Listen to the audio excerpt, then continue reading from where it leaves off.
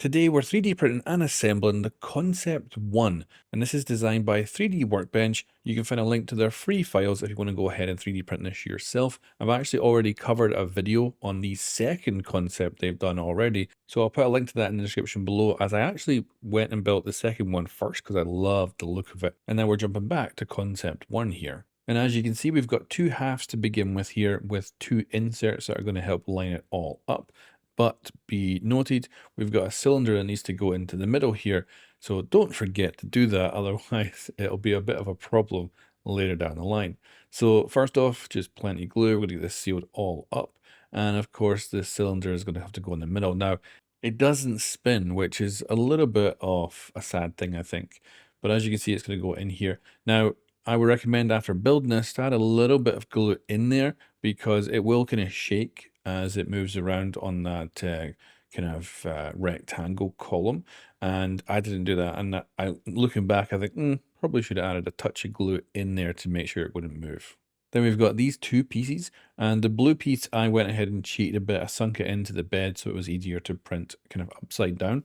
So there's a flat piece there where there should actually be some detail, but I cheaped out and went for an easier print overall.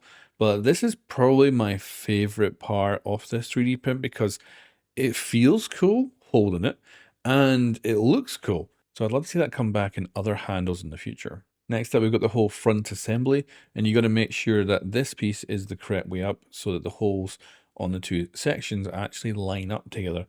Otherwise, it's going to look a bit weird if anyone takes a closer look at it. And as you can see here, the whole thing gets glued up, and then we have a few additional little details to add in. And these are just little inserts. I should have added this in before assembling the rest of it, but it was easy enough to get in there.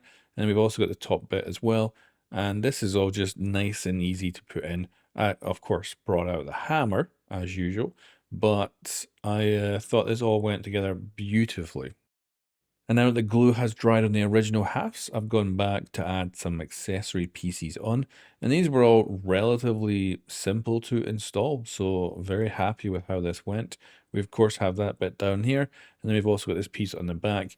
And the way this is designed here on the back is actually lovely. This gets installed super easy. And then we have a bunch of additional pieces that go in the back. And these will actually change the shape of this entire back piece. And we start with these big side pieces here that simply get glued on. I would like these to have a little bit more to work with when it comes to how they adhere, but they do have a piece at the top that helps you align it. So it's definitely not bad to install, but I do wonder if these, if they took a knock, would easily just fall off. I think it's quite possible.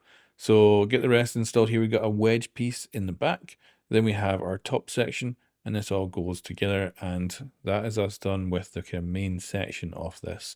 And this thing is looking very good.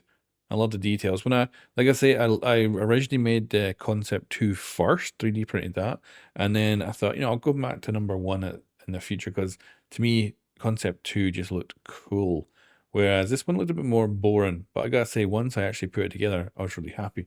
Now, I did decide to change up these pieces, so I decided to go with my logo rather than the original designer stuff. And just because basically these are circles, so I thought, why not just make my own logo version for this?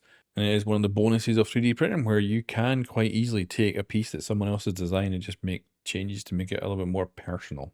But now we're on the home stretch, so we have 3 main parts. And yeah, just a matter of gluing these up without really any hassle.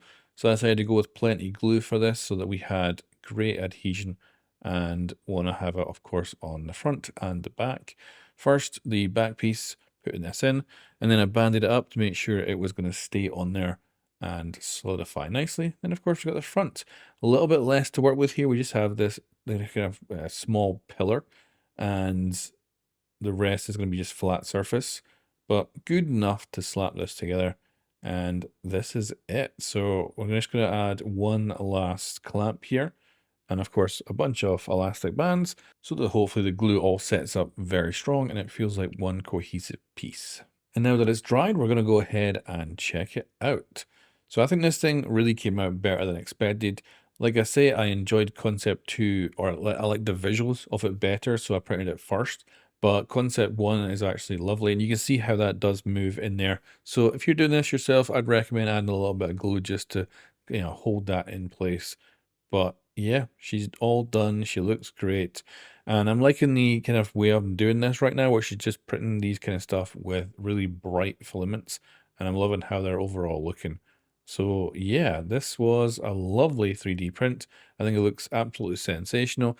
Feels really good as well. And yeah, major props to the original designer here. Let me know what you think in the comments below, and I'll catch you next time.